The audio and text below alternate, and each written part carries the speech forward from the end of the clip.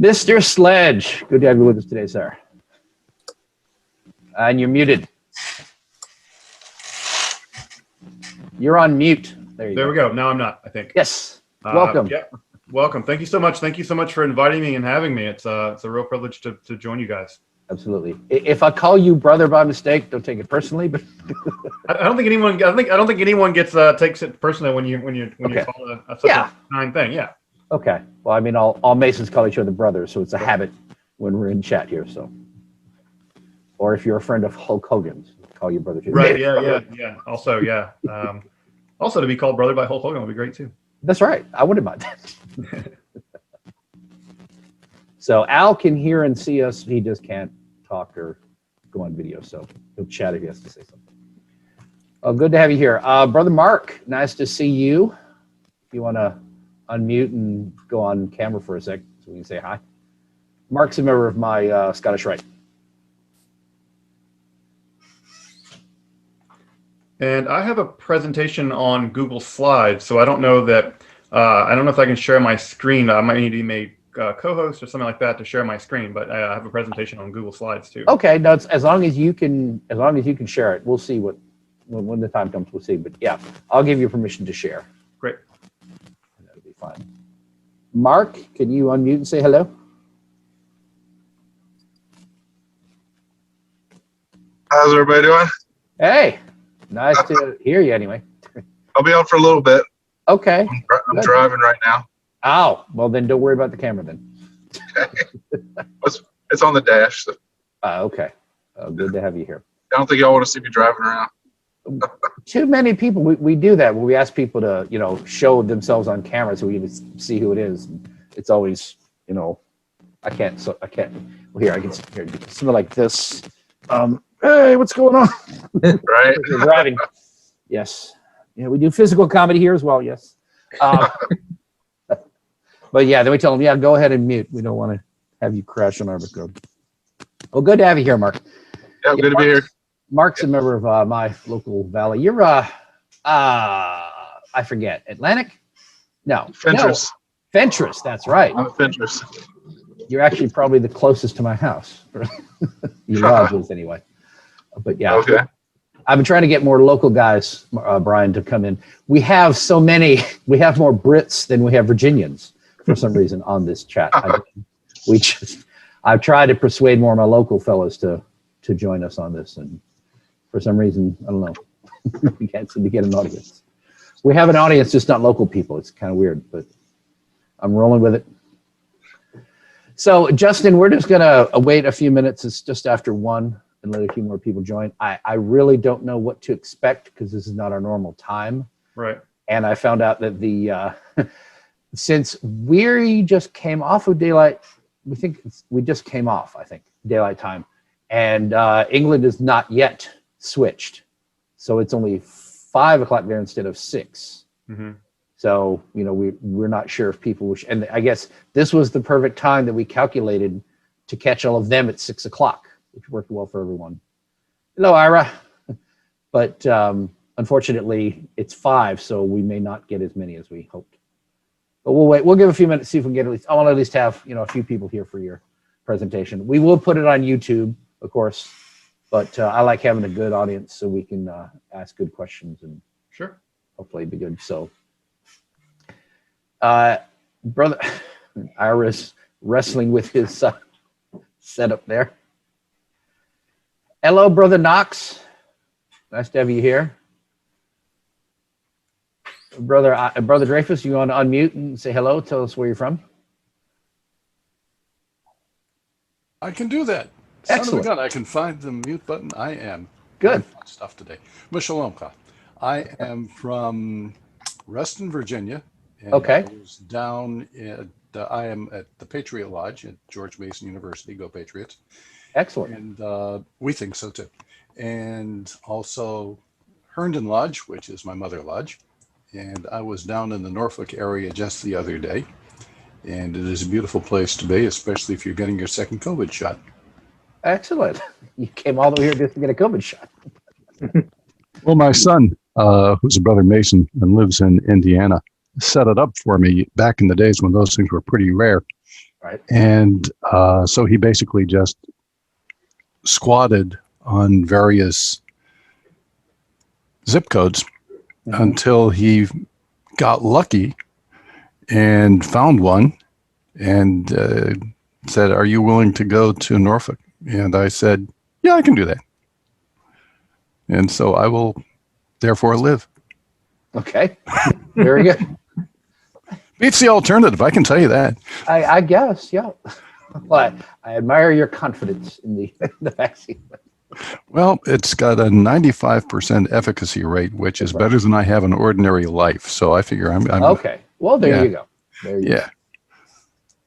Welcome, Brother Joyner. Another one of our frequent flyers.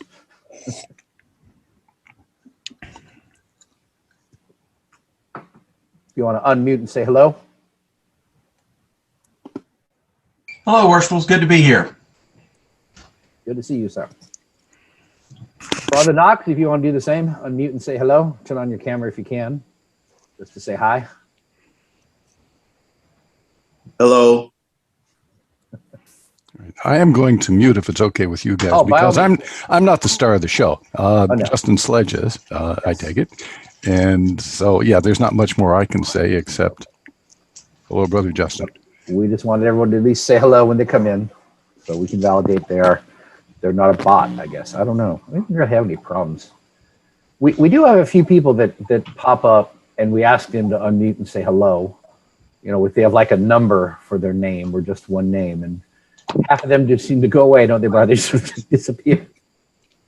When they're challenged, they disappear. It's funny.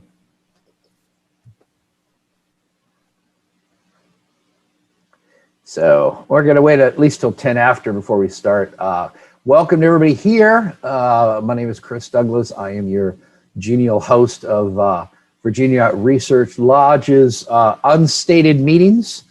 And here is our unstated and unsaturday meeting today to accommodate Mr. Sledge, who's gracious enough to come here. And he'll be giving a talk on Jewish Alchemists. That's the working title. I don't know if you have a formal name for your presentation, but you'll be talking about alchemy and Jewish alchemists. So it should be quite interesting. We did have a brother who gave a talk on alchemy as it relates to the Master Mason's degree. He was on a few weeks ago. I invited him especially to come and attend, since he might enjoy that and have some more to say. I have asked better questions than maybe we could, but I don't see him on here yet. I forget his name, but I'll remember it. I can check real quick. But yeah, he gave a talk on alchemy as it relates to the Master Mason's degree. His name was, let's see. Nope, not there. Okay. I'll have to look him up. Worshipful Chris, you're too young to forget stuff. You leave that to the older folks like us. It's my brain. I have too much crowding my brain all of the time is what it is. So, but give me 1 sec. And you can all talk amongst yourselves. Here's the topic. The Roman Empire was neither Roman, the Holy Roman Empire was neither holy nor Roman nor an empire. Discuss. That was coffee talk with Alan Richmond. Let's see. Anyway, let's see. I can keep vamping while I search Facebook. I really wish I could. Brother Chris. Yes, sir. Go ahead. And or Worshipful Chris. Yes. Still worshipful as far as I know. Okay. I was wondering about the possibilities, as I think I mentioned to you earlier, about getting together a group of Masons who would be able to go down and have some form of visitation with our brethren in Cuba. Yes. I think that would be cool. As long as the Grand Lodge of Virginia recognizes the Grand Lodge of Cuba, that would be allowed. Yeah, that's the one. That's one question. Standpoint. Yeah, I don't know if we do or we don't. I can check into that. Yeah, Should be able to find that out. Yeah, that would be cool. And I think that, there are, if we pursue this, about 1,000 million hoops to go through with the State Department. Yeah.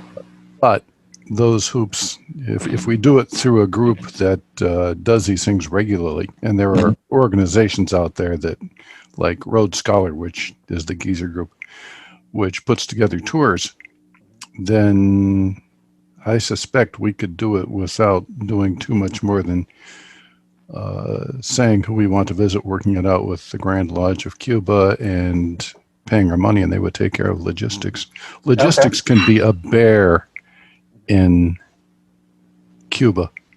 Right. But if you go to the right place and know the right people. Yeah, that sounds interesting. Yes. Yeah. If I can help promote it, I'll certainly be happy to. Yeah. do that. I visited briefly on, and I'm vamping too, I just want to point out. I understand. No. Okay. I visited briefly on a Rhodes Scholar tour of Cuba. This is about 4 or 5 years ago now. And desperately tried to get in to meet some of the brethren. And I finally did in Cienfuegos. Okay. Just before the bus left to carry us to the airport. Otherwise, I'd be living in Cuba to this day. Ah. But they were a fantastic group of men. And to say that Freemasonry is respected in Cuba and treated honorably among the people of Cuba, you know, the other citizens of Cuba, is to say the least. Everybody knows everybody who's a Mason. And yeah, and so so I wandered into the lodge, which was a beautiful building, stone, and was able to visit quite a while until finally I had to run for the bus, or I would, as I say, have an apartment somewhere in Havana. All right. That's interesting. Yeah, keep me posted on that. I'm definitely interested. Brother Rodney McGilvery was our speaker, and I did message him, and he said he was interested in attending, but I don't see him, so he'll have to catch it on YouTube. Brother Reed, would you like to unmute and turn on your camera at least and say hello? Hi, folks. Sorry, my camera is not working. That's quite all right. Where are you from, brother? Westgate Lodge 738 in Charlotte, North Carolina. Oh, okay. So you're a neighbor. Okay. I see it's 12 o'clock, or 12 after 1, rather, and I think we have what we're going to get is 10. Mr. Sledge, I do apologize. I was hoping for a bigger crowd, but I can promise you some will watch this on YouTube. So it's up to those of us who are here to come up with good questions. So I'll go ahead and give you the full. Let me do this.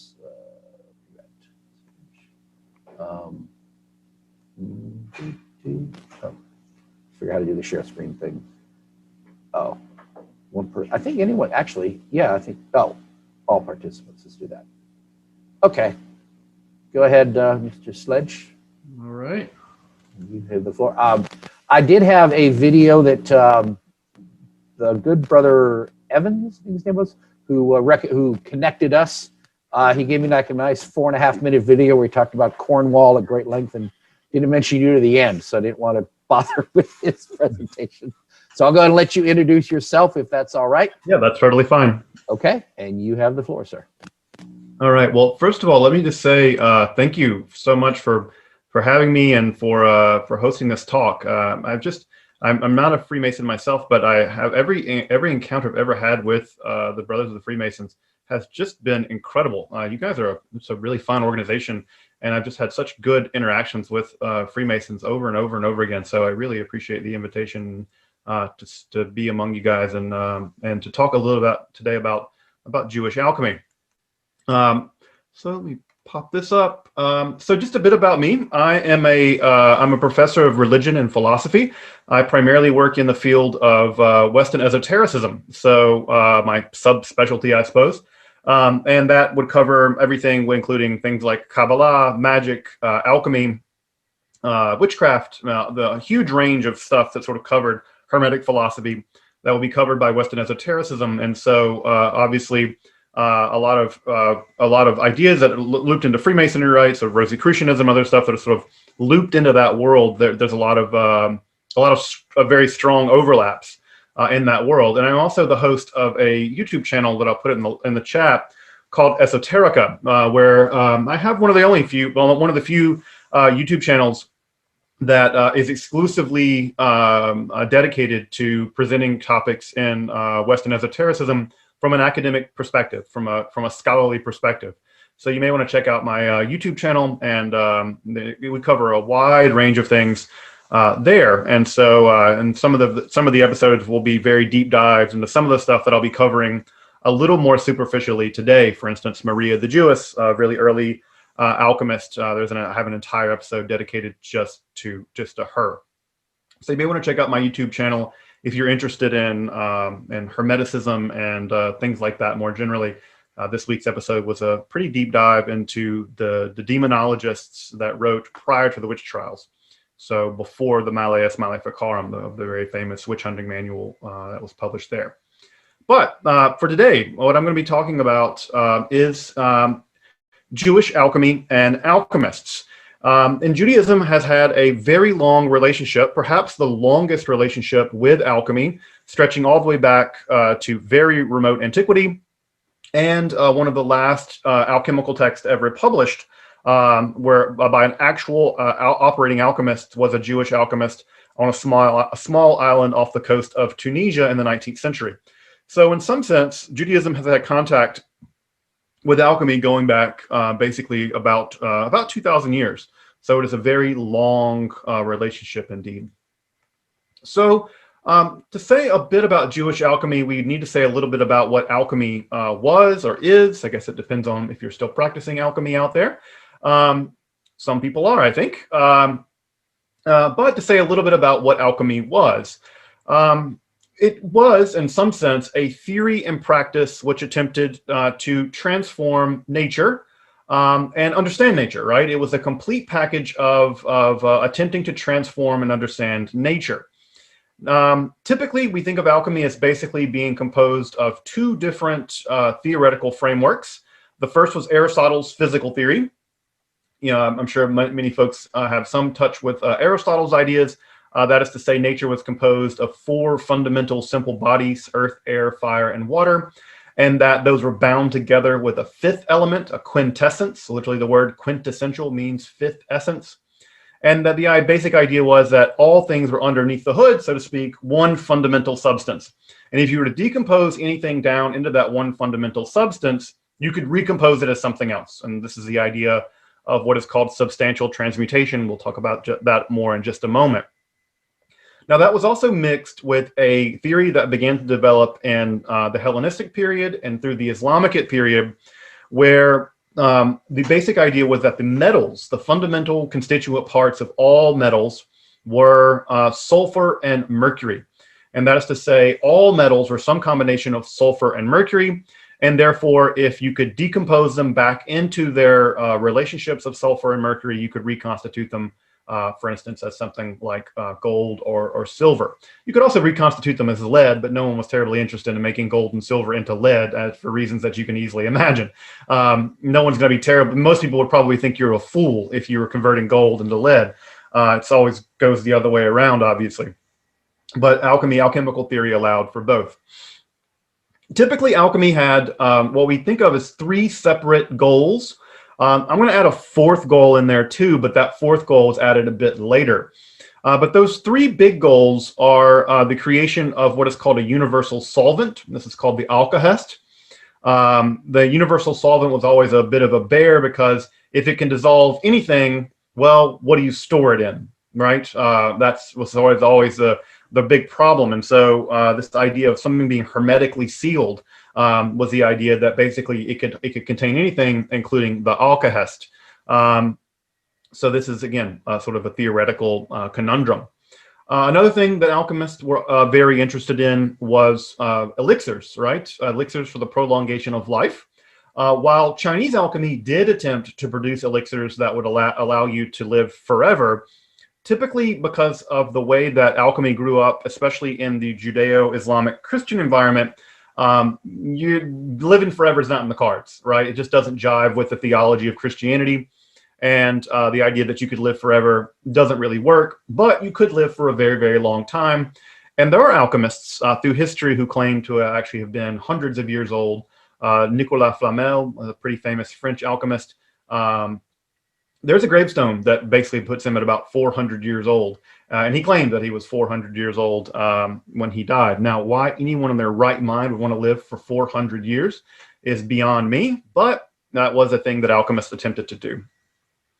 The next thing I'll mention is the creation of artificial life. I don't have it in my list here, but in later alchemy, the creation of what is called the homunculus, the creation of an artificial living creature, was also a goal of some alchemists, especially German alchemists, later toward the very end of alchemical history. And the idea of creating artificial life, of course, obviously links up with Judaism, the idea of the golem, the artificial humanoid. And those ideas are taken up into literature. For instance, Mary Shelley's Frankenstein really dovetails very, very much with the idea of creating artificial life. And lastly, of course, the thing that alchemy is perhaps most famous for is its attempt to transmute base metals into gold, So this would be something like lead and tin, and converting that into what we call the noble metals. That would be things like silver and gold. Now, I will say that not every alchemist was interested in all of these things at once. Some of them were obviously just interested in trying to convert lead to gold for reasons that should be relatively obvious. But some were much more interested in the creation of the universal solvent.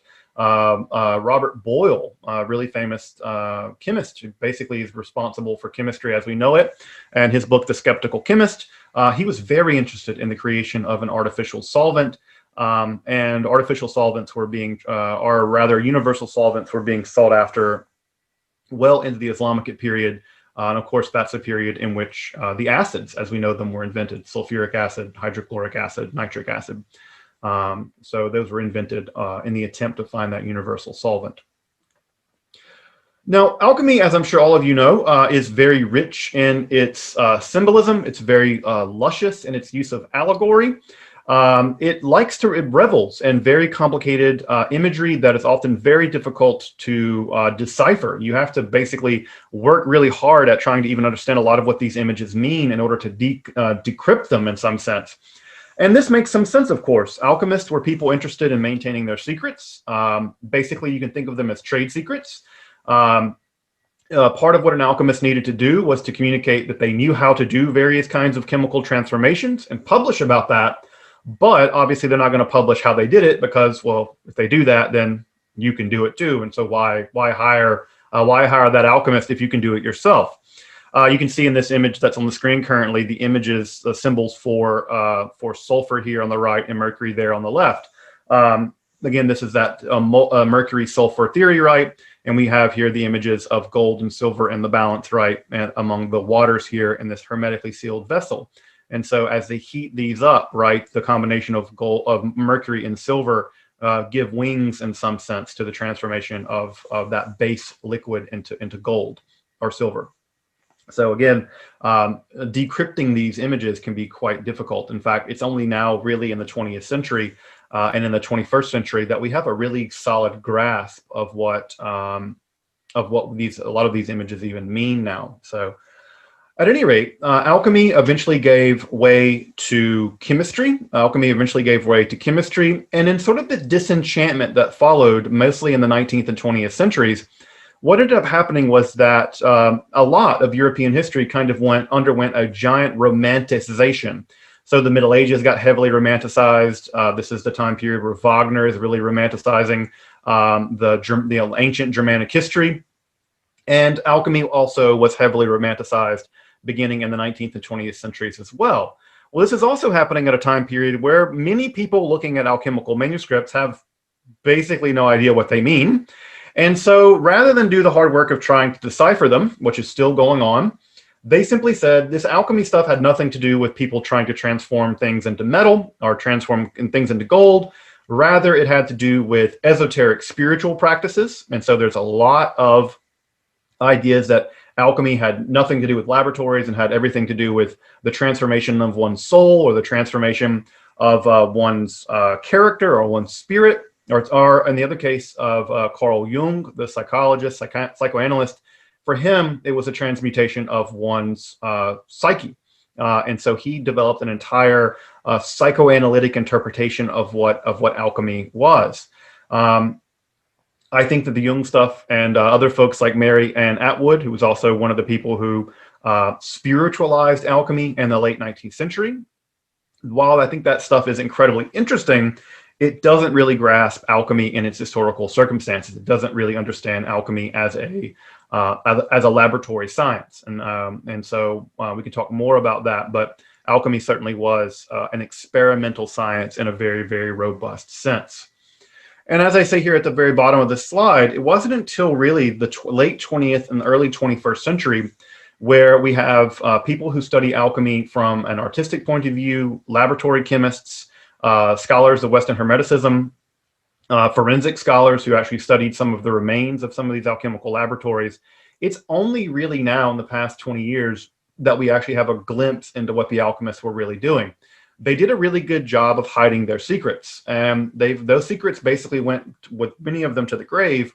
And it's only now in the past 20, 30 years that we have a pretty good sense of what they were up to in their laboratories throughout history. And so it's really neat to be at sort of the cutting edge of decoding some of these texts and decrypting some of these ideas so that we get an idea about, for instance, how a lot of these ideas developed, but also things like how acids developed. We take for granted in the industrial setting. I don't know if anyone here works in heavy industry, but obviously heavy industry is impossible without things like sulfuric acid. Well, sulfuric acid just doesn't pop into reality. It has to be made. And the history of just how that stuff got made was very, very mysterious until pretty recently. So to get a sense about Jewish alchemy specifically, we have to rewind and go back basically to where alchemy began. And we typically think of alchemy beginning as we know it in ancient Alexandria.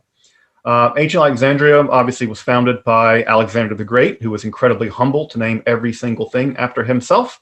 But Alexandria in Egypt was one of the most cosmopolitan cities in the world. In fact, it was second only to Rome in terms of its relative size in the Roman Empire.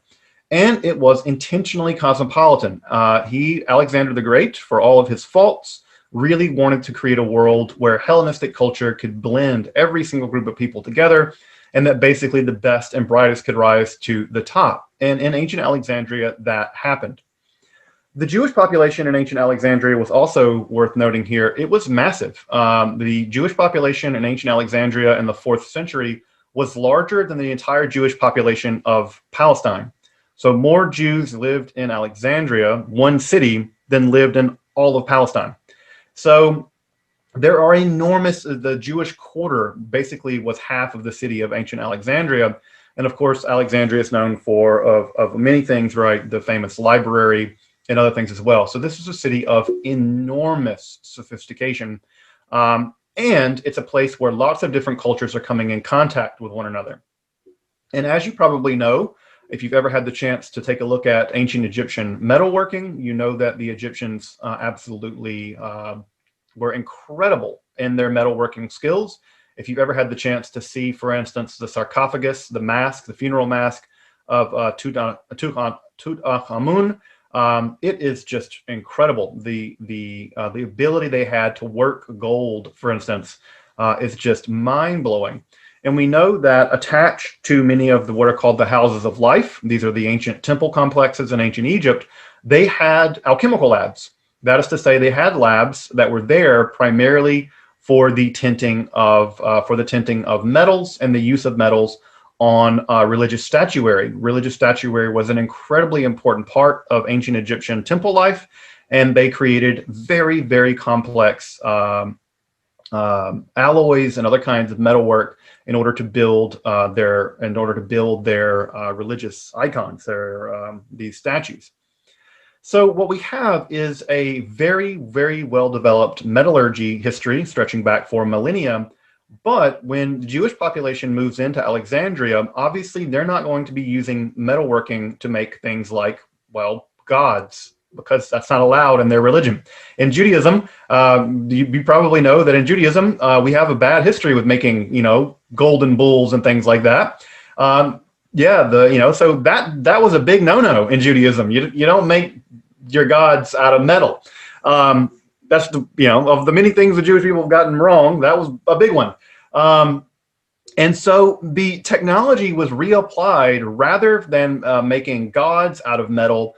The Jews there began to do the experimental work of transforming other things into metal. So this would be things like jewelry, and also just in general abstract experimentation with these various metals to sort of see how this goes.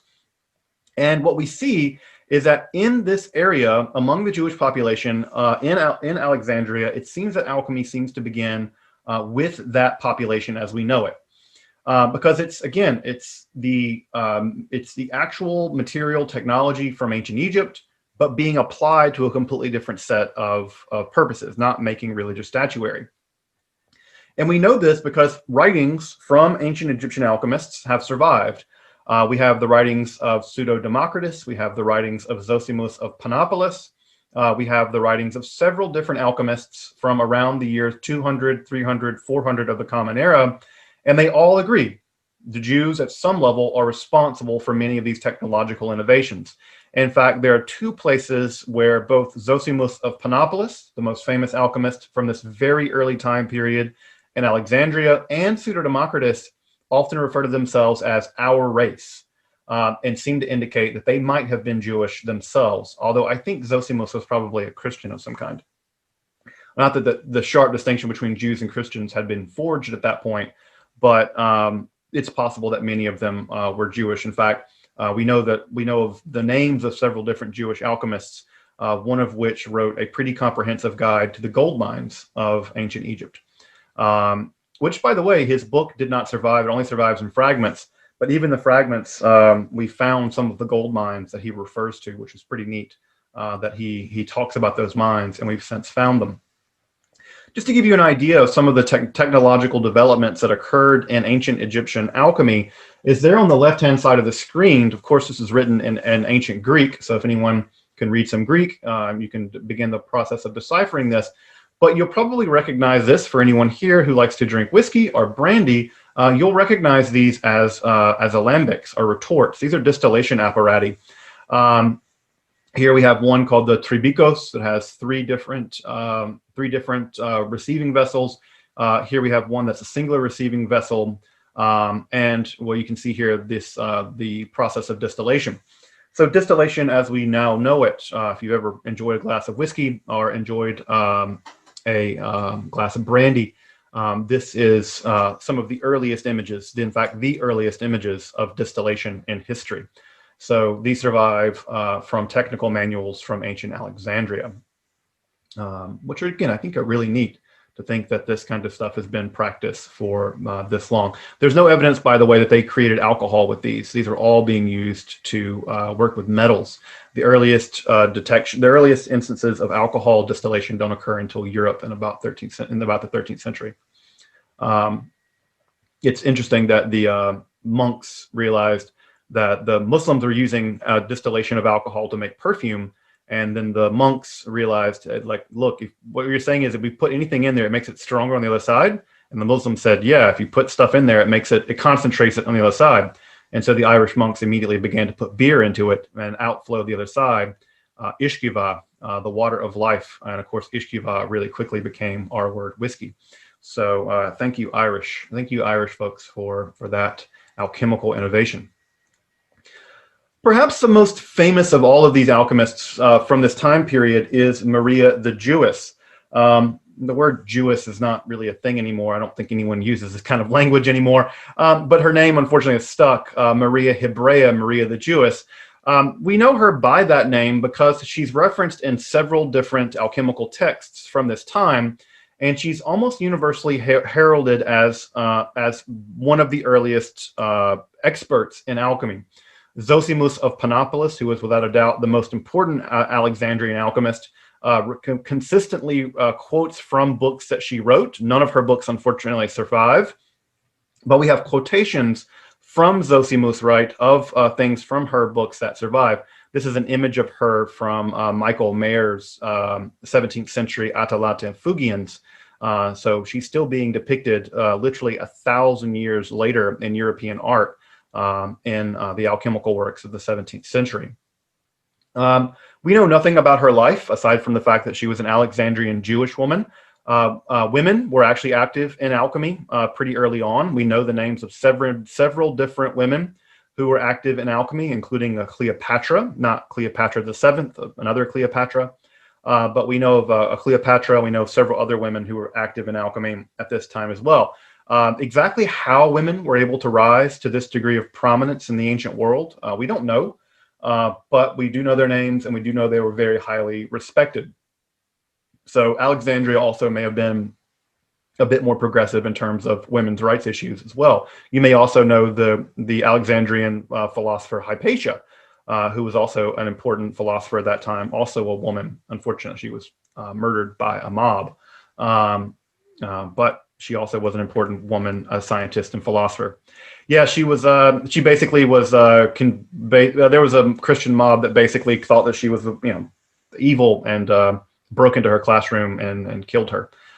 She was lynched. It was really unfortunate. In fact, many philosophers think of the lynching of Hypatia as being basically the end of the classical world. That's where the classical world is. That's like it's it. After that, it's just we kind of into the dark ages when lynch mobs are killing philosophers. Not that philosophers can't get themselves killed for other good reasons. We're pretty good at that. Ask the wrong questions to the right people, and they will answer you by burning you alive. Maria the Jewess is known for lots of different things. In fact, if you've ever done some cooking, especially French cooking, you may recognize the name of the bain marie, or the Marienbad in German. These are double boilers that are used for very slowly heating up things in order to not scorch them. If you ever drank brandy, you can thank Maria the Jewess again, because not only did she invent the distillation apparatus as we know it, basically, but she also invented the double boiler. As you may know, when you make various kinds of fruit brandies, you can't directly apply heat, fire, to the bottom of the still, because it will scorch the inside of what's in there. And so what you do is you encase that still in a jacket of water, and you heat that water, and the water applies a constant amount of heat to the contents without scorching them. That is called a bain marie in French, and it's still used in cooking to this day. So her name literally survives into the culinary language of Europe all the way until today. She also developed distillation apparatus in glass. This must have been a technological marvel. Glass making in the ancient world was very, very difficult, and making basically glassworks that are stable enough to be heated must have been a real technological marvel. That's still difficult, right, with the development of things like Pyrex today. And she also wrote several books on various kinds of furnaces. And these furnaces are really interesting because it shows some of the really early abilities to control heat. And so we have furnaces that provide direct and indirect heat, and then furnaces that can do things like basically operate as heat sinks. And so they can do passive heating through various kinds of mechanisms. These furnaces were developed by Maria. She also became known as Maria the Prophetess because apparently her teachings, it seems like they came to her in visions, so far as we can tell, in that she would undergo something like a trance state, perhaps, and then she would shriek. The Greek is ekgralgazane. She would cry out these ideas that she had. And her most famous shrieking prophetic moment was when she declared famously that one becomes two, two become three, and by means of the third and the fourth, they achieve unity. Thus, two are not, they are one. All right, two are but one. This, again, has to do with, excuse me, her ideas of the fundamental unity of reality, that reality is one fundamentally unified thing, despite the fact that, from our perspective, it is disunited. It's disunited. But you also sometimes, again, see Maria referred to as not just as a Jewess, but as a prophet. This is an example of a double boiler being used in an early modern alchemical text, where you can see here that this boiler, right, would be filled with water, and it would heat this section up, and then the actual boiler down here would allow it to condense back over into this container here. It's a neat apparatus. So Maria also pioneered all kinds of other ideas. The idea that all of nature mirrors itself. That is to say, if you study anything in nature, you will find that nature mirrors itself in everything that nature produces. So if you study a human being's body, you can learn about the metals. If you study the metals, you can learn about human beings' bodies. She noticed that animals and human beings had structurally similar bodies, and therefore studying one could reveal things about the other. Something like really early comparative morphology. And the idea that that the microcosm and the macrocosm, that the universe itself is a giant system of reflections or refractions of one underlying unity. She would her books, like I said, they don't survive, unfortunately. We only have them in quotations from other writers. But she continued to be quoted all the way through the Islamic period, where Muslim alchemy, the Greeks basically passed away. The ideas were ultimately taken up in the Islamic world, and those alchemical ideas continue to develop in the Islamic world. In fact, it was in the Islamic world that they just made the major breakthroughs in things like the development of various kinds of acids. And her works continue to be quoted in Islamic works as well. What's interesting about that is that despite the fact that these societies are often very conservative and very male-dominated, they seem to have no problem at all quoting from a woman as an authority. It seemed obvious to them that she was the undisputed authority, and that they never seemed to express any sort of odd ideas that why would a woman know these kinds of things. It's very clear that she's thought of as a great Titanic genius. Also, what happens at this time period is that she kind of enters into legend. She is at some points associated with the flight of Mary and Joseph into Egypt, that Maria the Jewess rescued them, and then eventually she's actually confused with Mary, Jesus' mother, at some point, which is very odd that Mary and Joseph and took Jesus into Egypt, and then Mary did some alchemy and went back to Palestine. It's a very strange idea, but it was a not uncommon idea at this time. And eventually what ends up happening is that Maria the Jewess is actually conflated all the way back with Moses' sister. You know, Moses' sister Miriam.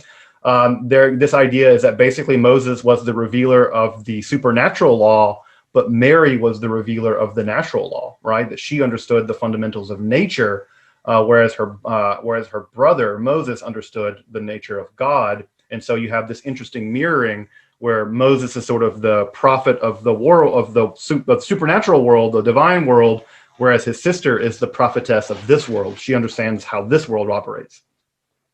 So it's an interesting kind of mirroring where we get this character of Maria the Jewess, who we know as a historical person, becoming mixed up with all kinds of various kinds of legends. It's worth just pointing this out before I move on. She is the earliest recorded alchemist that we know by name. So it's worth pointing out that we think of the sciences as being very dominated by men through history, but the earliest chemist, the earliest alchemist we actually know by name, who was a real historical person, was a Jewish woman from ancient Alexandria. So why that doesn't get pointed out more in science classes, I don't know. It's weird. Although the word scientist was also invented first to describe women, before the word scientist was only used to describe women. Before that, men simply called themselves men of science. But then women started doing it, and they didn't know what to call them, because you can't call them men of science. And so they started calling them scientists. And that is where the word scientist ultimately emerged, was for them trying to figure out what to call women scientists. So it stuck. As you can imagine, from a lot of these ideas, alchemy and Kabbalah are going to be a match made in heaven. Kabbalah, as you may know, is a Jewish form of mysticism. It's not all of Jewish mysticism. It's one form. And this is the image here is the first edition of the Sefer Zohar, the most important text in the development of Kabbalah, published in Mantua. It's a really beautiful thing. You'll notice that the curvy columns here are the exact same columns that are actually found in St. Peter's Basilica. The sort of curvy columns are there. Interestingly enough, on the cover of a Jewish book of mysticism, the columns from St. Peter's Basilica are there in the image. Mix and match things. I have no idea, folks. It's just weird. But at any rate, Kabbalah, as you may know, is a form of Jewish mysticism that's heavily interested in speculating about the nature of God. The Sephirot are very famous, these emanations of God, and these kinds of ideas that God is a process rather than a thing. These ideas were very, very powerful in the development of Kabbalah. And of course, when alchemy entered into Europe on February the 11th, 1144, there was only a matter of time until Kabbalistic ideas and alchemical ideas would be melded together, and they definitely were. In fact, the very areas in which alchemy first enters Europe, primarily through Spain into France, that is exactly the area in which alchemy would actually enter Europe as well. And it's in some of the really early Jewish mystical texts, like the Zohar, the image pictured here on the right, excuse me, that we see alchemical ideas as early on as that Jewish mystical text. There's a curious idea, and this will be, I think, interesting for folks, for Freemason folks, is that Solomon it's often wondered how Solomon became very, very wealthy. And according to this Jewish mystical text, what happened was that King David was able to sing to the moon, which of course is made of silver, and he was able to perfect the moon, and the rays of the moon would shine down upon Israel and convert all of the sand there into gold. And of course, there's a very famous line in the Bible where it says that in Solomon's days, the silver and gold were basically worthless because there was so much of them. And the idea was that reason why the silver and gold were basically worthless was because everything had been converted to silver and gold by David's Kabbalistic wooing of the moon. And so there's this really beautiful section in the Zohar, this Jewish mystical text, that describes David as a kind of alchemist using music to convert the moon and the rays of the moon into sort of a quasi-magical ability to transform Israel. I've been to Israel and I did not notice any sand made of gold. I noticed a lot of sand. So Solomon must have gotten all of it while he was around, that greedy bastard. So I did not find any gold sand lying around, unfortunately. But a neat story anyway from the 1280s here in this Jewish mystical text. Many alchemists, non-Jewish alchemists, would often claim that Jewish alchemists had taught them the art. We see this happening over and over again. Many Christians would claim that they had gone secretly to a Jewish master of alchemy, and that Jewish master of alchemy had taught them various kinds of secrets. Now, we don't know if this is because they really were going to Jewish alchemists. They may have been, in fact, or because Jews were sort of romanticized, right? And so they had secret knowledge or something like that. But what we do see in some of these alchemical texts written by Christians are characters written in Hebrew, right? Things written in Hebrew, but the Hebrew is often badly misspelled. So they're getting some kind of Hebrew from somewhere.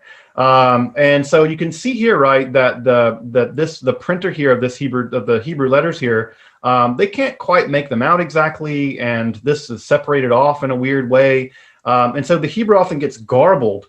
But the Hebrew is not coming from nowhere, and the Christians don't know much in the way of Hebrew, so they're certainly learning it from someone.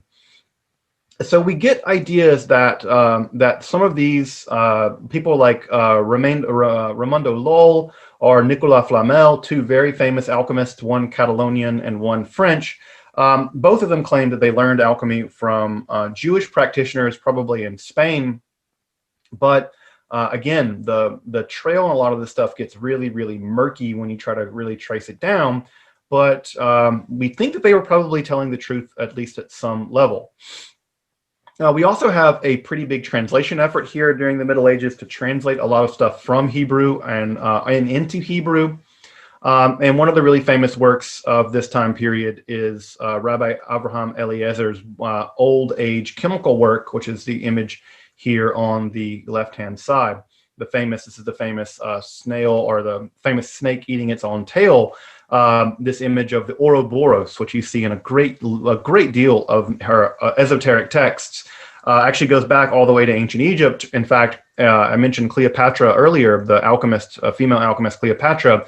It's actually in one of her works called the Chrysopoeia, the gold-making manuscript, where we see the image of the Ouroboros for the first time. And so again, another place where a woman alchemist, a female alchemist, has introduced very iconic imagery into the history of Hermetic philosophy that continues until this day. I often see people with Ouroboros tattoos, and and I'm like, yeah, that idea goes back all the way to women alchemists in ancient Alexandria. You can see another example here. This is a great example where Hebrew gets really garbled. I don't know how many folks can read Hebrew here, but this is backwards. They just don't really understand how this goes. This is the word sefer, which sefer means book, and this is just really badly misspelled. At some point, what ends up happening is, and this is just backwards too, this letter should be at the end. Yeah, it's just completely backwards. What ends up happening sometimes in these manuscripts is that the original writer doesn't really know Hebrew, and the printer certainly doesn't know Hebrew. And so by the time it gets actually printed out, things get flipped and turned upside down, and things get written backwards, and Hebrew just becomes a bunch of squiggles. So this happens in the history of and this kinds of thing. But again, you can see here this image of the Jewish alchemist. He's sort of dressed, interestingly enough, as something like a priest or a king. And again, we have this Hebrew here that's all garbled, but still indicating the idea that the writer here is trying to claim that the ideas come from Hebrew.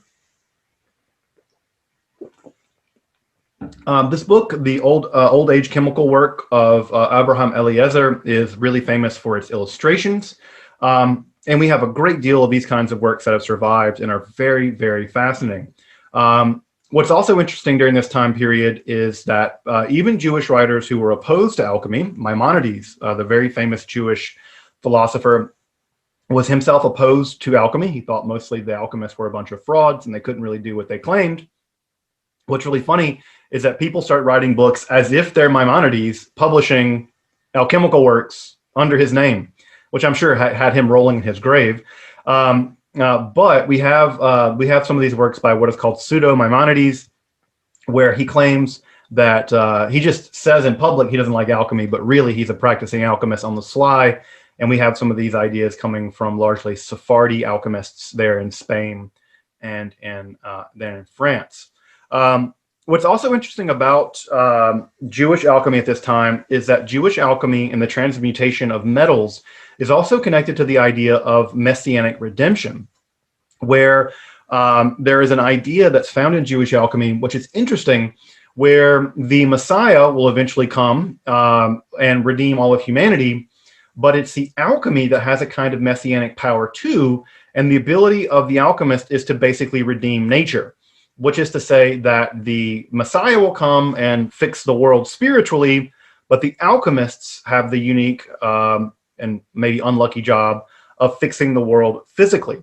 And so there is an idea in Jewish alchemy that the task of the alchemist is to transform nature in order to perfect it, which again is an interesting parallel between the idea that spiritual redemption and physical redemption are somehow going to be unified in the image of the Messiah. And there is a tone in Jewish texts from this time where even the Messiah himself will be an alchemist.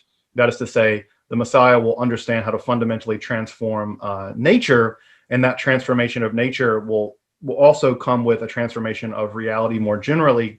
And there's a kind of vast spiritual alchemy that will transmute both. So again, an interesting idea where, again, religion and science, which we typically think of as utterly not willing to talk to one another, but of course in this time period, they're more than happy. In fact, the idea is that basically they're one thing at some level, that the alchemists and the mystics are kind of doing something of the same. They're kind of doing two sides of the same coin in some sense. Another really famous alchemical text that was developed at this time in Jewish alchemy, where it's a text that very explicitly combines Jewish mysticism or Kabbalah into alchemy. And this is a text called the Eish Metzaref, which is only preserved in Latin, unfortunately. The original Hebrew translation has been lost. In fact, even the Latin edition is a translation from Italian. So it went from Hebrew to Italian to Latin, and we've lost everything but the Latin. But we're confident it was originally written in Hebrew because of some of the curious kinds of things that are in there. But the Alchemists is a document that literally just means the refiner's fire. It's a quotation from the book of Micah, where God is described as subjecting the Israelites to the refiner's fire to purify them. Again, linking purification both from a spiritual, but also from a metallic point of view. And what we have, interestingly enough, in this text is a combination of magic, Kabbalah, and alchemy, right? So again, if you're gonna go all the way in, right? If you're really you're gonna be weird. Don't halfway do weird. Just go all in. And this writer combined alchemy, magic, and Kabbalah.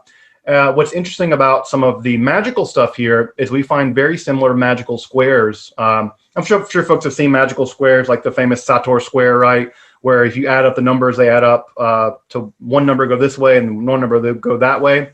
Or words that spell in the same square over and over and over again. You see them even as back as the Roman Empire. What's interesting about the magical squares that are found in this book, in the Alchemists, and I've made a whole episode on just this text on my YouTube channel if you want to check that out, is that some of the magical squares also occur in Albrecht Dürer. You may know him for his very famous woodcuts. And also they occur in Cornelius Agrippa's 3 books of occult philosophy. Now, we don't know how all these connect, but it's very clear that the writer of this text has a deep knowledge of both alchemy, Kabbalah, and magic. And this is, again, the classic image of the Kabbalist with the giant tomes with the strange bubbling chemicals, halfway. They're somewhere between conjuring and science. But this is a text that very much combines all of those things in once. In fact, what it does is it tries to combine them in a way that to unify all these forms of knowledge into one grand system of knowledge, which, again, one can wonder about to what degree one can combine Kabbalah, magic, and alchemy. But I think the basic impulse there is one we still share in the modern world, and that is the idea that we want a grand unified theory of physics. We want to understand how all the sciences work together, and one unified theory of all that is, it's still in the works, so they're still cooking it up over there and wherever, and in the laboratories of the universities. But this writer attempts a grand unified synthesis of all that material. I can't say that they achieved it, but hell of a try. Hell of a try. Really fascinating.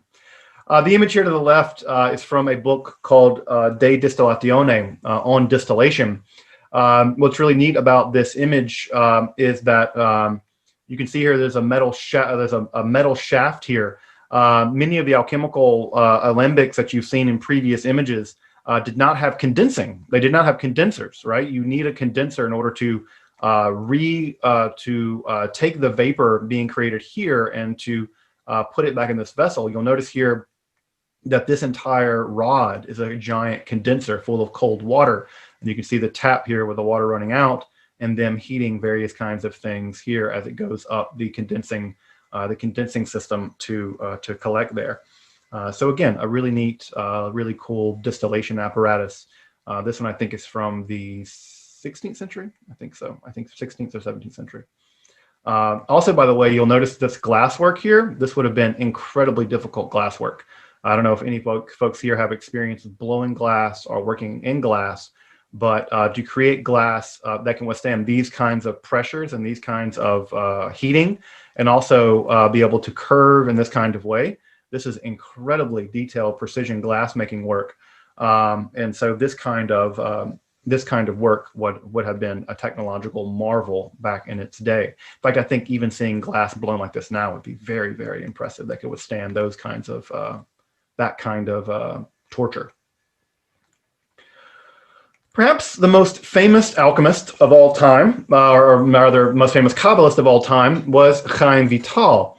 Now, you may know his teacher better than you know him. His teacher, of course, was Rabbi Itzhak Luria. He basically developed Kabbalah as we know it. So if you've ever seen the images of the Sephirot, or if you ever heard the ideas of Tikkun Olam, all those Kabbalistic ideas basically were developed in the late 16th century by a Egyptian Kabbalist named Itzhak Luria.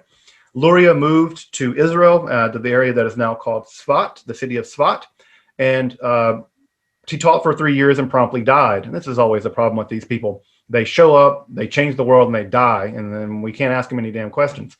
But he died, and at any rate, the Kabbalistic teachings that he left behind were primarily developed by his student, Chaim Vital, who was a very, very strange but very ingenious person. Those typically go together, I guess. But being genius makes you strange, but you can be strange without being a genius. I know lots of strange people who aren't geniuses, unfortunately. But Chaim Vital was known as a huge developer of Kabbalah. But what people often don't know about him was that he was a practitioner of both alchemy and medicine. I don't think I'd want to go to him for his medical help. He's also an exorcist, by the way. He pioneered modern Jewish exorcism, which is actually going on. In fact, there are more Jewish possession cases now in the past 20 years than there were in the past 200 years combined. I don't know why it is. Also, this is true in the Catholic world, too. Catholics are performing more exorcisms now than they have in the past several hundred years. The largest collection of exorcists join every year in Italy for a giant exorcist conference in the Vatican. And they recently republished the protocols for how to engage in exorcism because they're having to use them again. So this is happening a lot more now for whatever reason. I don't know why. The world's getting eviler. I suppose that's believable. But at any rate, he was also an exorcist as well. What we have actually is a manuscript that has survived from Chaim Vital's library that contains an enormous amount of alchemical lore. In fact, he seems to have written about as much on alchemy as he did Kabbalah. And we have alchemical recipes. We have recipes for converting lead to gold. I can't tell you that they work. I've not tried them. These recipes are often very dangerous, as you might imagine. They involve all kinds of toxic chemicals that there's a reason why alchemists don't live very long. They're surrounding themselves with exploding glass filled with mercury. So you can imagine that that doesn't make for a long life. At any rate, Chaim Vital left behind a vast amount of alchemical lore showing that he was very, very interested in alchemy and was performing alchemical experiments. So just as much as he was doing Kabbalah, he was also engaged in alchemy as well. This is on the right-hand side. You can see here a very famous image of from the Kabbalah. This is a system of the Sephirot. I'm sure many folks have seen this before. These are the divine emanations that flow from the inner recesses of God up here down to here at Malchut, which is, we could draw a little thing here. You are here, and you are down here at the bottom. And that the bridge between the infinity of God and the finiteness of our world is bridged by a system of interlocking emanations of the divine. This is an idea very common in Jewish mysticism. And Chaim Vital is one of the people who really pioneered this system of mysticism, which is still very popular from Madonna to lots of people. Kabbalah remains very, very popular. Lastly, right, it's sort of the grand tour of all this. You can see here this image on the left is another very complicated alchemical allegory of the various kinds of ways in which gold and silver are cooked in a womb here, and that womb white is the process by which these things are transmuted. So images of wombs, images of these kinds of vessels being sealed deep within the earth, right? So we have images of various kinds of things being prepped in the earth, and here we have someone praying. You can see the name of God there in Hebrew. Again, the alchemist as sort of a healer of both a spiritual healer, but also a metaphysical and physical healer at the same time. Again, here with the alchemist working here in the bowels of the earth. So what we have at the very end of this entire story at some level is that alchemical manuscripts continue to be produced all the way through the 17th century, even as alchemy now begins to transition into what we call chemistry. One way the story gets told, chemists like to tell this story because they're wrong. Chemists like to tell the story that that chemistry just woke up one day and thought, hey, alchemists are full of it. Let's invent chemistry and let's be modern, rational people. That never happened. The very same people doing alchemy were the very same people that developed chemistry. In fact, it's impossible not to read medieval alchemical texts as anything other than chemical texts. But though what does happen is that there is a transition. I can speak maybe a little bit more of that later, but there is a transition from what we would now recognize as alchemy, attempting to turn lead into gold, and more attempts to do other kinds of things. I'll give you one example. One of the big things that many people hired alchemists to do was try to turn lead into gold, especially during precious metal famines. So if I'm a king and my silver mine just collapsed, well, I might hire alchemists to try to make gold for me or make silver for me. Well, it turns out they can't. At least I haven't met any that can. If I did know people who could make lead and gold and silver, I wouldn't be here. You fine gentlemen, I would be doing something else with all my gold and silver. But they did have other skills, right? They discovered all kinds of other skills along the way in the process of trying to make gold and silver. And so what they began to learn was how to make other kinds of things. And one of the things that they learned, for instance, how to make very, very well was very, very pure potassium nitrate. Now, potassium nitrate, beginning in around the 17th century, is going to be incredibly important because they're also beginning to discover the need for ballistics at this time. Because as you probably know, the basic components of gunpowder are potassium nitrate, saltpeter, sulfur, and charcoal.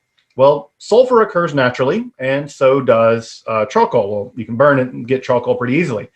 But high-quality potassium nitrate rarely occurs in nature. So you have to make it, right? And who could make this stuff other than the alchemists? And they did. And as you can imagine, at some level, right, making gunpowder, while it isn't making lead into gold, well, if you have a gun, you can point that gun at people and you can convert all kinds of things into gold. It's amazing how easily guns will get you gold. Guns will get you gold faster than alchemy will. So it's a little indirect. But the alchemists did get the gold. Just got it at the end of a howitzer. So these are the kinds of transitions that you see happening in the alchemical world. They're not abandoning making gold and silver, but why try to make gold and silver if you can get a steady day job making things like potassium nitrate? And we know that alchemists began to make that transition beginning in the 17th century. In the Jewish world, knowledge of alchemy at this time was beginning to pass away, and even as late as the 18th century, 1700s, even around 1776, where there are practicing alchemists in this part of the world as well, many Jewish people were beginning to ask, does anyone still know anything about alchemy? And by the late 18th century, knowledge of alchemy had basically passed away from the Jewish world. And curiously enough, after nearly 2,000 years of continuous Jewish engagement with the alchemical process, at least in the European world by the 18th century, knowledge of it had basically gone the way of the dodo. However, as late as the 19th century, Jewish alchemists on the Isle of Yerba, off the coast of Tunisia, were still producing alchemical manuscripts. 1865 is the time where the Civil War is still fresh here, right? So you can think that at some level, right, Sherman could have made the long journey to Tunisia, right? Not burning anything or whatever, but he could have made the journey to Tunisia, and Sherman and Grant could have sat down with a Jewish alchemist in 1865 and have gone to an alchemical laboratory there off the Isle of Tunisia. And so far as we can tell, that document being produced in 1865 is the latest, the final alchemical text published in the Western world. So we have an interesting kind of book-ended situation here with the history of alchemy. The earliest known alchemist that we know by name was Maria the Jewess, and the very last alchemical text that we have being published as part of a continuous tradition of alchemy was being published off the coast of Tunisia in 1865. In some sense, bookmarking or bookending the entire history of alchemy from the very beginnings and there in ancient Alexandria, all the way through the Middle Ages and the development of modern chemistry, and then all the way into the 19th century. In 1865, we have the last text, alchemical text being published. And so in some sense, alchemy has a Jewish history. It begins in with an Alexandrian Jewish woman at some level, and it ends there off the coast of Tunisia, now just a couple centuries ago. So alchemy has a really fabulous and very interesting history. And what often people don't know, and I've given this talk to Jewish congregations, is that they have no idea, right? They have no idea as well. Many people know very little about alchemy, but also know very little about the fact that this was an esoteric science that was practiced in large part by Jewish people, of course, practiced by many, many other people as well, but practiced by Jewish people for millennia, 2 millennia, basically. So I think a very interesting avenue, a very interesting window into a world that often doesn't get understood. And again, like I said, it doesn't get understood because it's just in the past 30, 40 years that we're beginning to unpack a lot of this stuff. And so for people who think, I tell my students that for people who think that we basically understand the entire gist of the ancient world, I tell them, you're not looking hard enough. You must be crazy. The ancient world is still holding on to its mysteries. And increasingly what we're coming to realize and increasingly what we're coming to know is that the ancient peoples of ancient Alexandria, the ancient peoples of the Middle Ages, they were a lot wiser and a lot smarter and a lot more technically sophisticated than we give them credit for. And I feel like part of my desire to study things like alchemy or the history of these kinds of topics is because it not only gives me a glimpse onto human nature, but it also gives me a glimpse into how I can so deeply appreciate my ancestors, whether they be scientific ancestors or their ancestors, because to write off ancient peoples or medieval peoples as backwards and superstitious and stupid or whatever, these kinds of weird ideas that have gotten their grips into us somehow, that we think we've arrived, that we're the best thing since sliced bread, us modern people.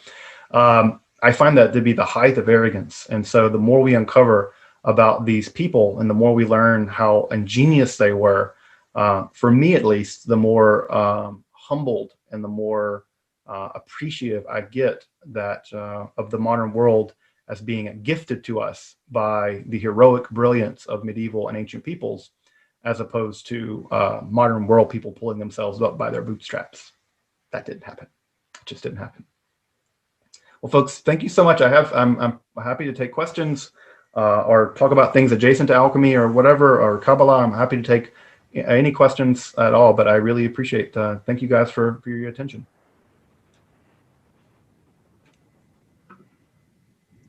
Oh, let me unmute. Thank you, Justin. I do appreciate that. That was very in-depth. I see Brother Dreyfus has a question. Go ahead. Just one to start with. Did any of the alchemists, Jewish, Christian, or otherwise, use their devices in a symbolic manner, such as, for instance, using the retort as an emblem of purification, something that would remind them to do in their ordinary lives? So one of the things that's interesting about the alchemists is that for them, what they were doing wasn't separate from every other aspect of their life. We tend to make this division between spirituality and reason, or religion and science, or something like that. That's sort of this weird artificial fight that we put that these people didn't have. They didn't have that kind of, this is the kind of baggage that makes us stupid, that they didn't have to suffer from. And so because they didn't suffer from that kind of false dichotomy that science and religion or science and faith are inherently conflicting, well, for them, everything was part of one giant continuum. And so something like the retort, right, would be not only a physical object they'd be working with every day in order to trying to find the philosopher's stone or what have you, but absolutely, it would be images of spiritual purity, of ethical purity. In fact, a big idea in alchemy was that nature did not yield to evil, right? That nature didn't yield to evil. And that if you became an alchemist just because you wanted to make gold and make yourself fabulously wealthy, nature would resist you. Nature would actually actively sabotage you because you're trying to use something made by God to do something evil. And so nature revolts at that. And so there's an interesting idea where the alchemist has to become, at some level, ethically pure to be able to engage in the kind of transformatory arts that they wanted to engage in. And I tell my students, modern science could learn a lesson here, right? Just because you can make an atomic bomb doesn't imply you should. Can does not imply should. A very important moral lesson we could all learn. And again, you think about many of the scientists that worked on the Manhattan Project, many of those guys, not all of them, but many of them, when they saw that bomb go off, they were like, what have I done? Well, just because you can doesn't mean you should. But what's interesting about the alchemists is that for them, being ethically upright at some level was part and parcel of their trade. Now, that's not to say they weren't criminal alchemists up to shenanigans. We definitely know that those existed. In fact, the emperor of the Holy Roman Empire had a gold-plated gibbet made, and every time an alchemist claimed that they could make lead into gold and they failed to do it, they got hanged on the gold-plated gibbet. And so this is something I love. And the Middle Ages is incredibly brutal, but there's something immensely poetic about the very fraud you commit being the mechanism by which you dance the last dance, I guess. But yeah, the idea there is that some degree of ethical purity and some degree of spiritual purity was a big part of many alchemical texts. Can I have one quick follow-up? Sure.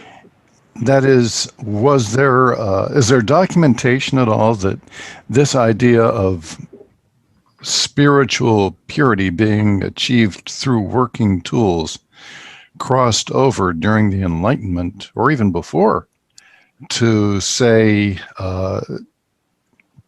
Enlightenment England? And the reason I'm asking, of course, is that's where Of course, yeah. Our brotherhood began. Yeah, ora et labora. Yeah, pray and work. This is the classic idea of the Middle Ages. It's a good question about to what degree these things sort of crossed over. It would seem, I mean, it would be a big interesting mix, because the Enlightenment has a very weird relationship with alchemy. On the one hand, there are some Enlightenment folks that are really practicing alchemy and they're all about it. Newton being an example, right? And there are other Enlightenment people who really hate alchemy. They really think that alchemy is symbolic of everything backwards and medieval and superstitious. And so it's interesting, alchemy is sort of in the crosshairs of how this entire story is going to pan itself out. It would seem very, I would be very impressed if the amount of early Masons and the amount of alchemists at that time period, there have to be huge overlap. I'm absolutely sure. People like George Starkey and people like that, who was a American alchemist and who was very much hobnobbing with the Freemasonry world of that time. There has to be a very strong overlap. Now, exactly how that overlap goes, I don't know. But at that point, alchemy would have been on its last leg by the 18th century. But the idea that those two things aren't overlapping at all would seem very unlikely to me. Good. Anyone else with a question? Well, I'll ask another. I'm not proud. Well, I'll see if there's anybody else first, but yes. Okay. No, that's. Any other participants have a question? And I'm happy to take questions, alchemy or Jewish mysticism or more broadly. So feel free to. I did want to note that we do have, and the way you pronounce, I've been taught to say Kabbalah, which is the way almost everybody I've heard pronounce it. You pronounce it. Can you say it again, please? Yeah, Kabbalah. I put the Kabbalah. In Hebrew, typically the stress is put on the last syllable. So Kabbalah would be a more Hebrew style pronunciation. Okay. But some people say Kabbalah. Now that I try to do it, I can't do it. Right. It's Kabbalah. Right. Kabbalah is the way that I hear it. Yeah. I don't know how much you interact with the Masons and how much you've picked up of what are symbolisms and all, but the Scottish Rite, which is one of the appendant bodies of Masonry, once you join a Blue Lodge, there's other bodies you can join, like the Royal Arch and the Shrine and the Scottish Rite, that they claim to offer more in-depth study of the basic things you learn in the Blue Lodge. The Scottish Rite is very centered on the Kabbalah, mm-hmm. and in the fourth degree, they show the symbol, the one you showed that had the 9. Mm-hmm. What is the name of that? It's called the Eitz Chaim, the Tree of Life. Tree of Life, yes. Yeah, the Tree of Life, yeah, but it's they're called the Sephirot, it's a word that we can't. It's hard to translate in English, but the sort of emanations of the divine. Okay. I'll see if I can find something to send you what we have written about it. You might find that interesting because I was waiting to see something like that because they do reference the Kabbalah in the Scottish Rite, primarily in the fourth degree, and it comes up with some of the later degrees. And there's a lot of numerology type stuff that you see in the Scottish Rite. And it's funny, I feel like I have to over explain, but the Scottish Rite is what it's called. It's a set of 29 degrees, but they came essentially, we think, out of Scotland, but mainly were put together in France. Yeah. So they were French when Yeah. it came to the Caribbean and then to Charleston in America, where it spread, and Right. then other countries around the world picked it up. Yeah, But, French Freemasonry has like the Cohen something. I can't remember French Freemasonry is really. I've actually some Freemasons from France and from Sweden have actually reached out to me because they have manuscripts written in codes that are Kabbalistic in nature, and they've reached out because the actual lodges have the people that can read them have passed on centuries ago. Right. And so they're like, we don't know what these mean, and so Right. we have to reach to an outside expert. So so for especially French Freemasonry, I've seen a lot of really, really interesting intersections of Kabbalah, alchemy, Right. And things like that mixed together. And I mentioned the. I'm sorry, Ira. If you had another question, if you have to leave, go ahead. Okay. Thank you for coming and asking most of our questions so far, but we appreciate it. As I was saying, Justin, is the what I've noticed in the Scottish Rite is they have lost a couple guys there. We have a lot of numerology and a lot of intense amount of symbolism. And they say Masonry is expressed through symbols. We use symbolism, and that's what Ira was hinting at, is where, we use working tools, what the men who built the cathedrals in Europe, the plumb, the square, the level, the trowel, and all these other things, and they apply a symbolic meaning to it, so that just as you would use a plumb to make sure that a stone is true up and down, a Mason used it as a plumb to set his life so he lives a straight life. And it's very simplistic. It's very easy to get across, but the whole idea is working Masons, the tools that they use were converted into what we call speculative Masons, where we use those tools as symbols in our teachings to say, here's how you become a better person by using the working tools as a guide. So when you see them, you're reminded of the lesson you learned, and all right, I need to be a straight person. I need to act on the square. And a lot of our ritual came into common parlance, like, acting on the square with someone, being square, treating someone fairly, whatever. But the Scottish Rite, what I found interesting in it is most of what we know today was not what the original degrees were, but there's a man named Albert Pike, who you probably heard of, who basically rewrote all of our rituals in the 1800s. And that's what we've had for the last 150 some years, is the Albert Pike version of all of our rituals. And he spent a lot of time writing in great detail about the meaning and the symbolism of all of the rites. And I'm always curious about, well, what did he change from was he a really good editor and just kind of cleaned it up so you could understand it? Or did he just sort of put his own ideas in there? So we don't really know. No, right. Yeah.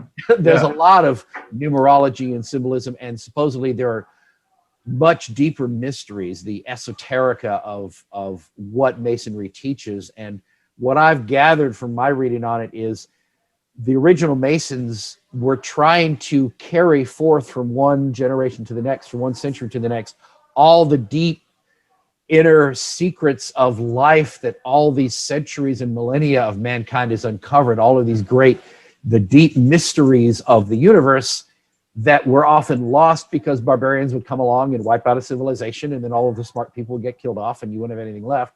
And the whole idea was, through secret work, they'd be able to carry on these great mysteries, but they didn't want to just say, come on and join the lodge, and okay, son, you paid your $100. Here's the mysteries of life. Here's all the secrets laid out for you so anyone could read them and understand them. The whole idea was you had to spend a lot of time trying to interpret them on your own and understand them. So there's this much deeper meaning to Masonry that's below the surface. And most of what we taught, and what most Masons today, some say, most of what we spend our time doing is sort of trivial stuff to entertain the masses, and those who really want to understand it really have to dig in on their own and understand the deeper truths behind it.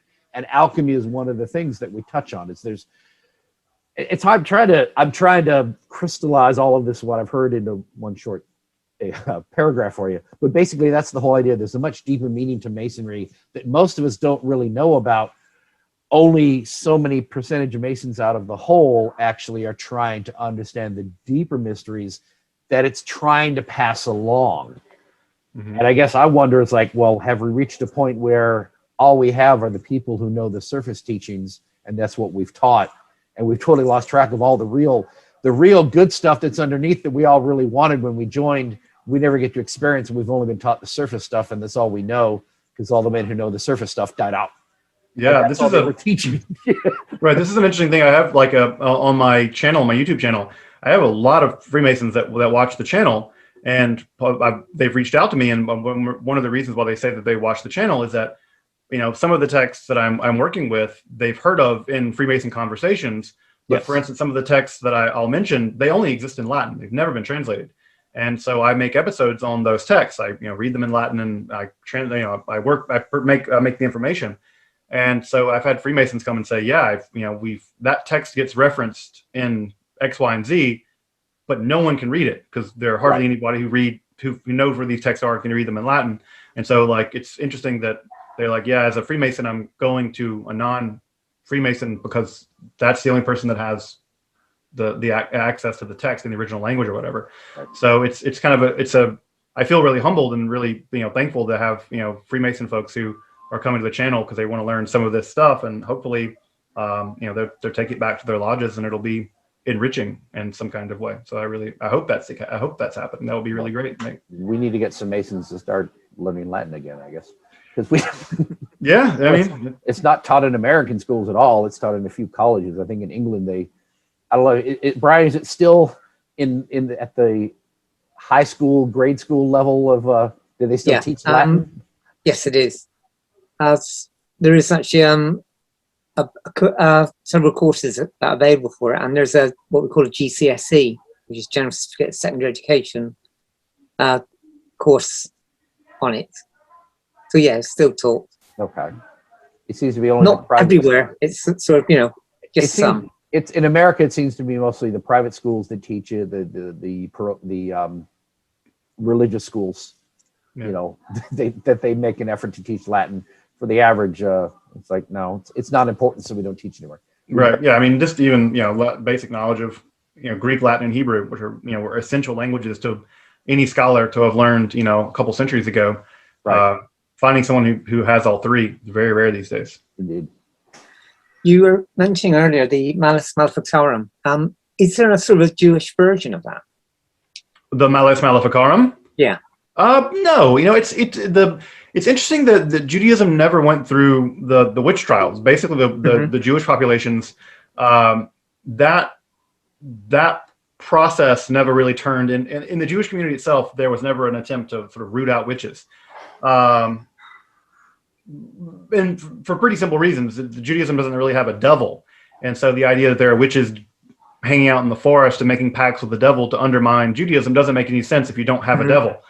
And so the very logic of the witch trials often didn't really. Now, that's not to say that Christians didn't arrest Jews for being witches. It's that Jews didn't arrest other Jews for being witches. Yeah. When you have a quota, we. No, right. Yeah. You got to get so many tickets and arrest so many witches. But no, there was never a sort of a witch hunting craze that ever went through in the Jewish world. And Jewish magic lived and thrived through the Middle Ages as well. Yeah. Lots of Jewish magical texts that were written down. I can't say they were always completely kosher, but it was certainly practiced and people did it. And pretty sure you can get in trouble for it, but you weren't going to get burned.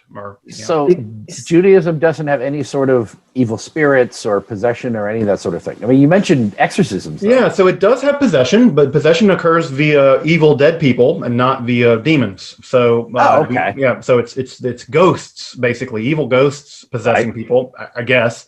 But Judaism does have a pretty complex demonology, but it doesn't have a kind of one bad guy. There's no devil character, no singular devil character.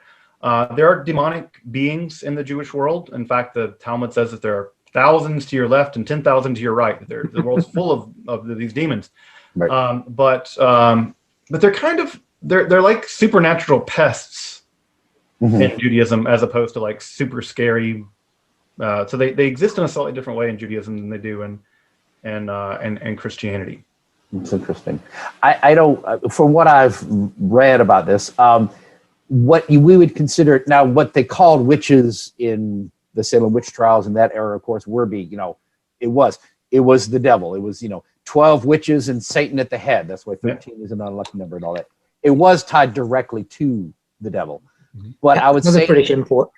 if you met a witch today, they would actually be pretty close to be an alchemist. They were in tune with nature, much like the Druids and what all. Witches today that practice witchcraft has nothing to do with Christianity or Satanism. That's a totally alien world. They're in their own total lane altogether. Right.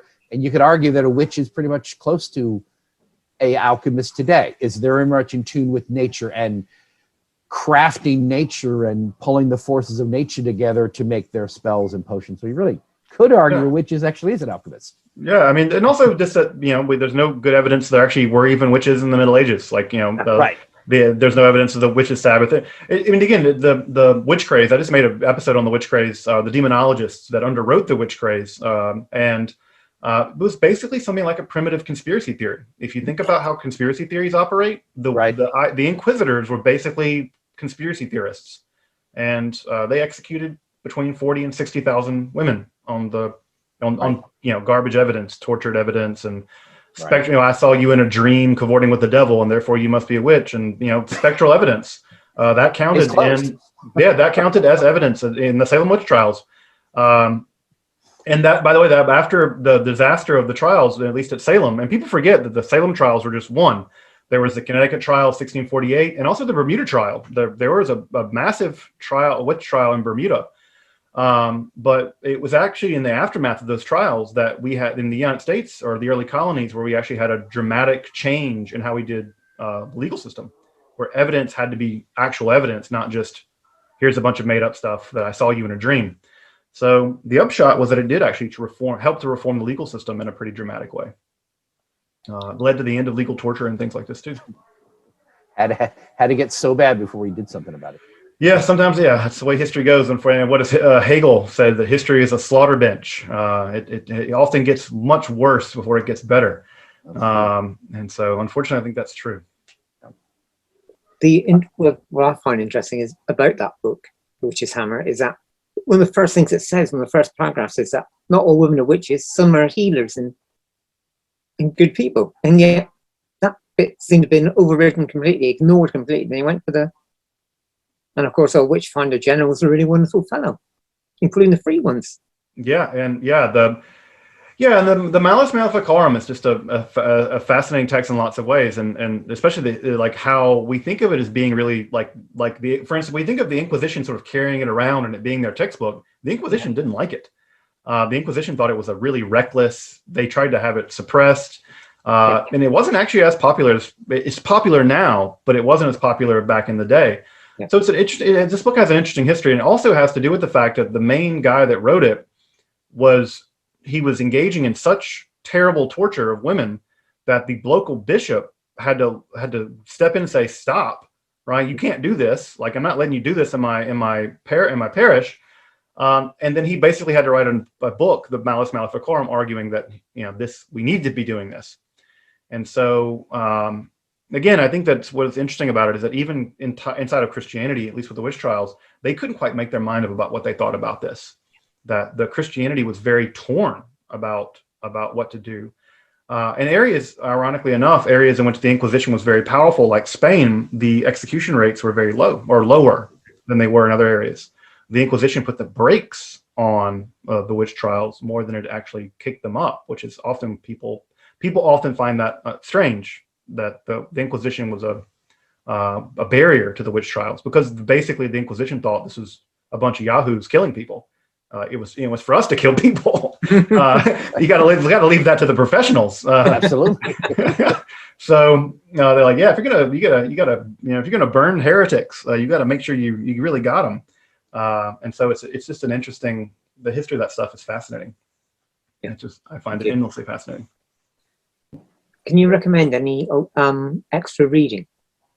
On alchemy or on? Yeah, well, on Jewish alchemy. So the absolute best book on Jewish alchemy is actually a book called The Jewish Alchemists by Raphael Patai. I'll put it in the chat so the folks can have it. It's basically the standard book. It's really, really great by a really great scholar. That may have been where I got the my picture from on Facebook from the. Could I have just been Googled Jewish alchemists and looked at images and grabbed one of them that looked good and used it. So I think it's So I do the it same may thing. well be from that book. I don't know. Yeah, I think it very well could be. Yeah, but this is the Jewish Alchemist. What's really great about this book is that it's both a history and a reader. And so Patai goes in and translates. Speaking of people who have a lot of languages, he's translating things from Aramaic, from Greek, from Latin, from French, and the book is as much a reader as it is a history. So it's actually 2 in 1, which is really good. As an anthology. It's an anthology and a history at the same time, which is an excellent resource. Brother Knox, did you have any questions?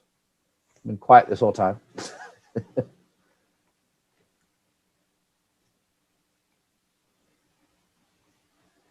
Nope.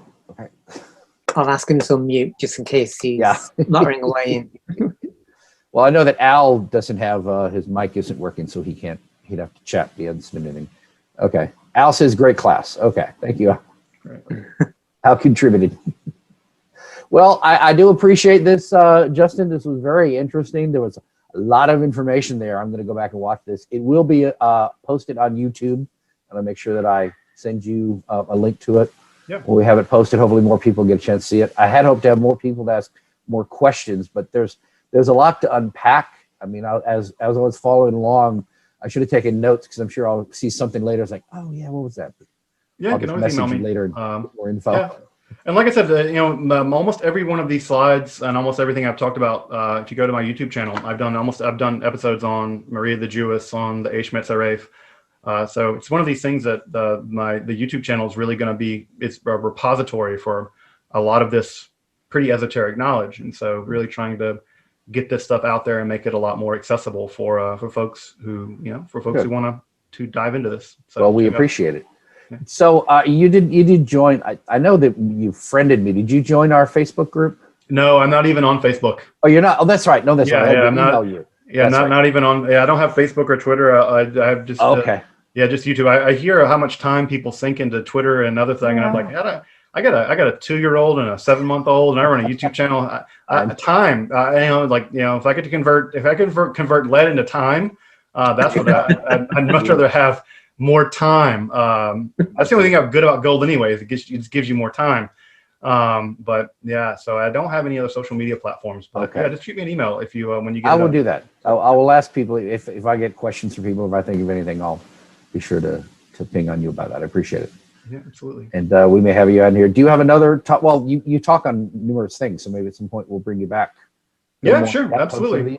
That would be wonderful. Just look at the topics on YouTube. I cover a wide range of stuff. Again, from an academic perspective. So I think sometimes people who work in this kind of material can be a little off the deep end, or I'm not sure what the right word is. They can be focused.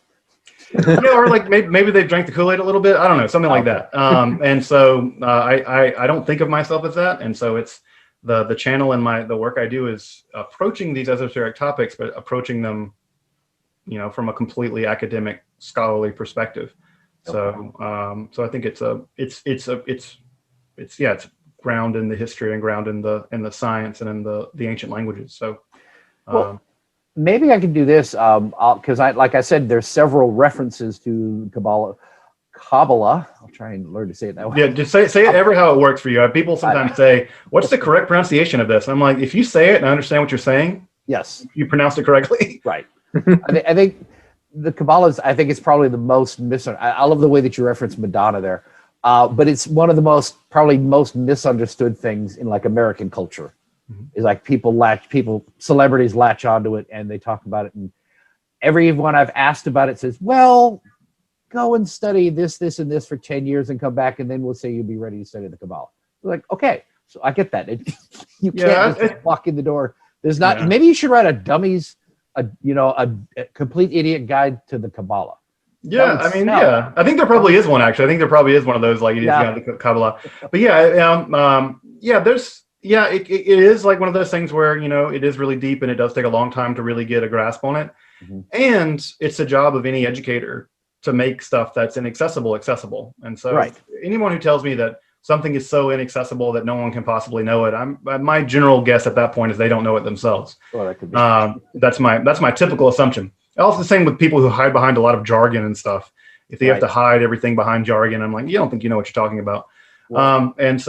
But yeah, Kabbalah, like intro Kabbalah, I do some of that stuff on the channel as well. And intro Kabbalah, the basic ideas of Kabbalah are not terribly complicated, and I certainly could do. Well, I was going to say, I work in IT. I'm a computer programmer by trade. So a large part of my job is taking stuff that's very technical and explaining it to a non-technical person. So I've gotten pretty good about that. It's like I can see the complex behind it all and say, okay, well, you're on a bus and Brian's on a bus and Brian wants to get off here. So I have to find a way to stop the bus to let Brian off, but you want to go into the next destination, so we have to keep going. And I have to convert it into something that less technical people can relate to. So I can kind of relate to what you say there. I get it on this level and I see it clearly, but I got to put it in a way to someone who doesn't have all my years of experience can pick it up and say, well, yes, by all means, you can put a line on the bus so you can stop the bus at any point. Yes, we'll approve that. And then I go make it work. But I was going to... What languages do you work in? C# primarily. Yeah, I grew up by learning C and then C++. I remember the glory days of. I remember when libraries. I was like, wow, I don't have to write a random number generator every time I want a random number generated. Yes, that was the breakthrough moment in my life. I do primarily web-based stuff. I work mostly in SharePoint. I'm getting now into Azure, which is cloud-based programming. It's very interesting. It's wide open now. But I learned enough C and C++ to learn I didn't want to do it. And then when I found that when you got into Visual Basic and C#, you can just have an event. You don't have to do all the wiring up to get an event. And I saw in C++ how to make an event to then consume it. Whereas in .NET, it's just simply you say, use a click event. And then the library provides all the hard wiring to make the event happen. It's like, that's what I want. Here's a form, here's a button, double click on the button, and there's your click event, and it will work. And you just put your code in. Like, it's so much more interactive. I'll be fourth generation. That's fine. Well, it's just also just that computers are fast and the processors are fast enough now that you don't have to write everything in machine code or whatever. Right, to be efficient. Right. Yeah, to be efficient. You just things are so fast now that you don't have to do that, which is so great. What I was thinking though is if I like I mentioned, there's several things I've seen, several references to stuff you brought up and maybe think of other things. If I can go through our rituals and the writings like Pike had on the degrees and stuff and pull out some things referencing the Kabbalah and maybe bring those to you and say, okay, can you explain more about this? Where I could then turn around and explain it in simple terms. Because we watch the degrees and people use these terms and we know the words that we've used, but if we don't really understand, all we know is, well, you've got like the tree of life. That's 3 circles around a center core, and there are all these different things. And that's kind of it. All we know is the ritual. So maybe that'd be kind of interesting. And you can help me translate it into something more accessible. Sure. Yeah, I'd be happy to tie it directly to Masonic degrees. I think that would be really interesting to a lot of people. It's like, oh, okay, that's what it means.